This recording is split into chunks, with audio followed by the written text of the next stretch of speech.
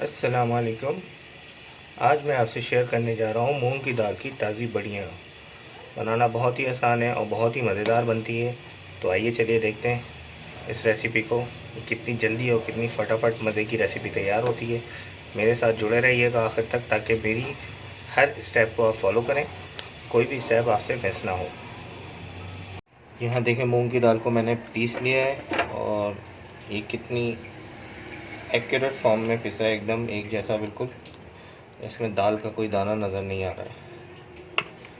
اسے میں dish out کر رہا ہوں۔ اب اس میں ملائیں گے تھوڑے ڈرائی اسپائسز اس کے ذائقے کے لیے۔ یہ آ گیا جی ہمارے پاس 1 ٹی اسپون لال کٹی ہوئی مرچ۔ اس میں استعمال کر رہا ہوں لاہوری نمک۔ ½ ٹی اسپون آ گیا جی اس میں گرم مسالہ پسا ہوا۔ مسالہ پہلے میں اس میں اسپیچولا کی مدد سے اس کو مکس کروں گا، اس کے بعد پھر اس کو اچھی طرح ہاتھوں کی مدد سے اچھی طرح سے پھینٹنا ہے۔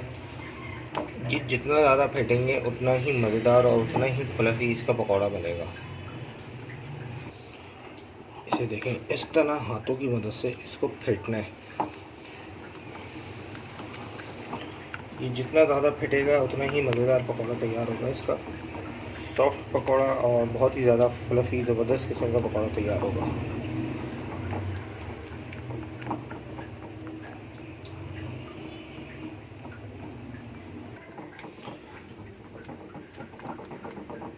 اس کو پھینٹنے سے اس کی کوانٹٹی بھی بڑھے گی تھوڑی سی۔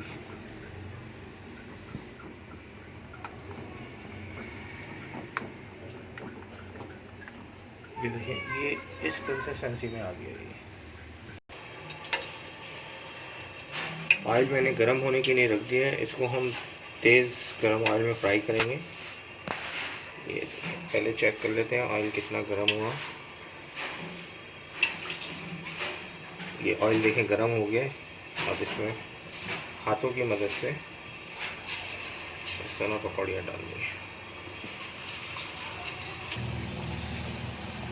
یہ دیکھیں کتنی شاندار اور پھولی سی پکوڑیاں تیار ہوئی ہیں، یہ پھینٹنے کی وجہ سے۔ ورنہ عموماً ہم دیکھتے ہیں کہ تازی بڑیوں میں جو بڑیاں ہوتی ہیں وہ اتنی زیادہ پھولتی نہیں ہیں۔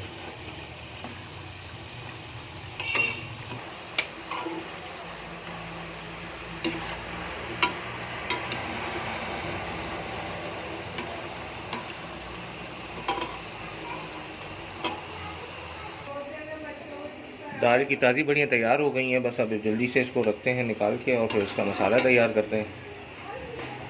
یہ دیکھیں کتنی شاندار اس کی بڑیاں تیار ہوئی ہیں، یعنی کہ مونگ کی دال کی پکوڑیاں بھی بولتے ہیں اس کو اور تازی بڑیاں بھی بولتے ہیں۔ یہاں میں نے اسی آئل کو تھوڑا سا کم کر لیا ہے، اسی میں دیکھیں اب یہ میں نے پیاز ایک پیس لی تھی، یہ میں نے 3 عدد میڈیم سائز کی پیاز کو میں نے چاپ کر لیا تھا، پیس لیا تھا۔ اس کو تھوڑا سا اس میں بھونیں گے تیل میں، اس کے بعد پھر اس میں مسالے شامل کریں گے۔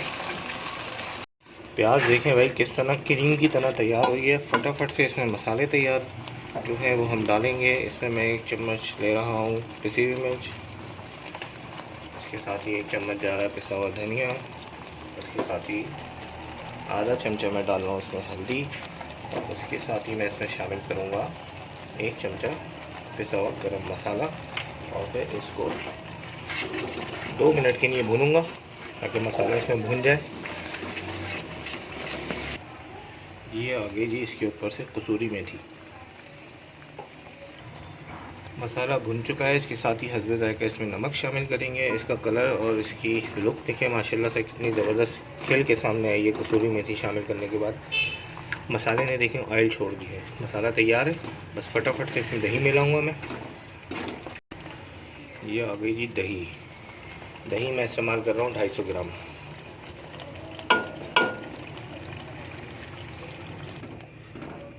اس میں نے شامل کر دیا دہی، بس اس کو 5 منٹ کے لیے پکاؤں گا، اس کے بعد پھر اس میں تھوڑا سا پانی شامل کریں گے اور پھر اس کے ساتھ ہی اس میں شامل کریں گے ہم اپنی تازی بڑیاں۔ مسالہ بھون کے تیار ہو چکا ہے، اب اس میں شامل کروں گا 1 کپ پانی۔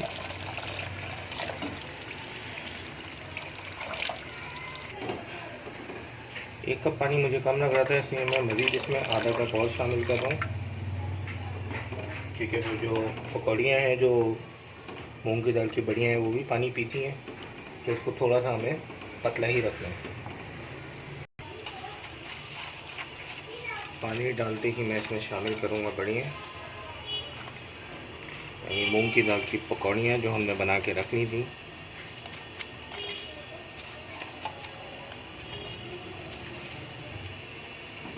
بس اس کو میں ایک دفعہ بوائل آنے تک پکاؤں گا، تاکہ پانی جو میں نے اس میں مکس کیا اس کا کچا پن ختم ہو جائے اور ان پکوڑیوں میں پانی اچھی طرح سے جذب ہو جائے۔ بس اب اس کو میں 5 منٹ کے لیے چھوڑ دیتا ہوں چولہے پہ، ہلکی آنچ میں نے کر دی ہے، میڈیم ٹو لو آنچ ہے، بس اس کو رکھتے ہیں 5 منٹ بعد پھر آپ سے ملتے ہیں۔ 5 منٹ ہو گئے، اب اسے چیک کرتے ہیں۔ یہ دیکھیں جی، پکوڑیوں نے، مونگ کی دال کی جو پکوڑیاں ہم نے اس میں ڈالی تھیں، اس نے پانی اچھا خاصا پی لیا ہے، اور اس کا جو شوربہ تھا، جو اس کی کری تھی، وہ بھی بہت مزیدار سی تیار ہو گئی ہے۔ یہ دیکھیں، اب اسے فٹافٹ سے ڈش آؤٹ کرتے ہیں۔ بسم اللہ الرحمن الرحیم۔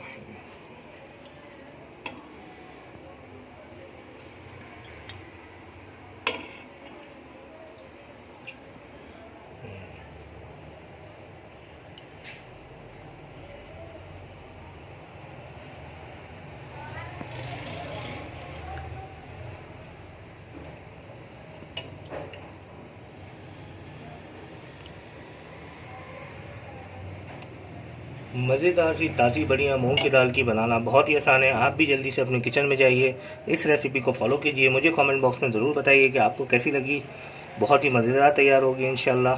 میرے چینل کو لائک کیجئے، سبسکرائب کیجئے، بیل آئیکن ضرور پریس کیجئے تاکہ میری ہر نئے آنے والی ریسیپی سے آپ باخبر رہیں۔ اللہ حافظ، ٹیک کیئر۔